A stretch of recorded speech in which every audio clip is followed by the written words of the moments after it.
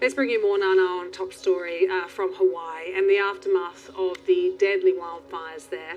The authorities have warned that efforts to find and identify the dead on Maui are still in their early stages. Some 96 deaths have now been confirmed, but hundreds of people are still unaccounted for. We can try and give you an idea of the scale of the devastation in the historic town of Lahaina.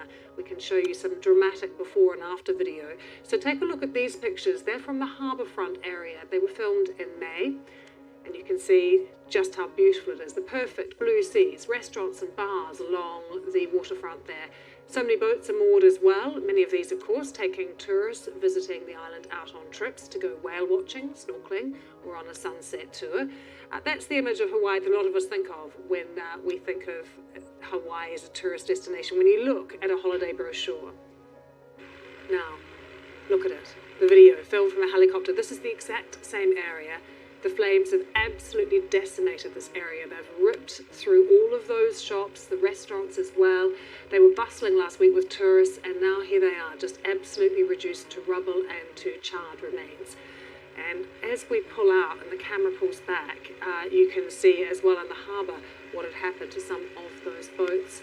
And along the shoreline, looking back at the land, it really is hard to see any building there that has not been damaged or touched by the flames. So it's incredibly dramatic just seeing that before and after.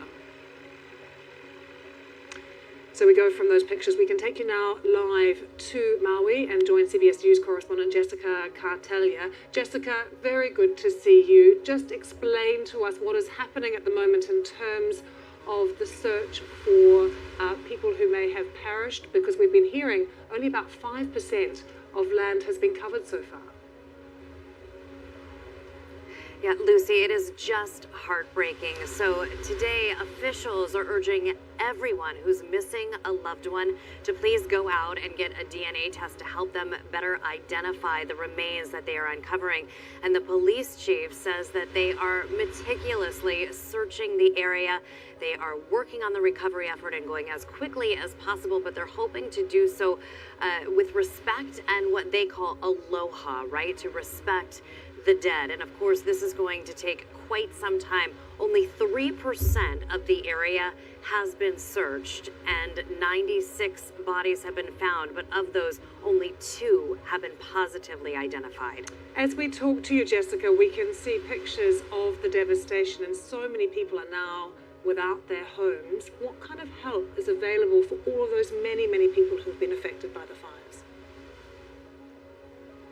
So donations, Lucy, are pouring in, which is great. But of course, the challenge is making sure that they get to those who need them, right? So they are urging tourists to postpone any trips here to Maui because so many people have lost their homes and they are trying to get people into a safe space or into safe shelter. So we have some 500 hotel rooms and Airbnbs, which are now going to those in need.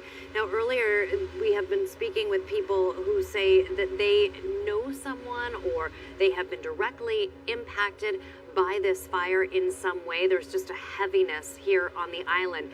But the love is so incredibly strong that we spoke with someone who is staying at a shelter, and he said that the donations just keep coming in, that they keep offering them food and whatever they possibly need to help them cope with all of this. And Jessica, we keep seeing pictures and hearing about what has happened in Lahaina, but what about on other parts of the island and in the other islands in the chain too? Are there still fires? Yes, there are actually. There are fires that continue to pop up. So right now it is so arid, and we were having these storms and Hurricane Dora, which was right off the coast. So the fires were just igniting one after the other.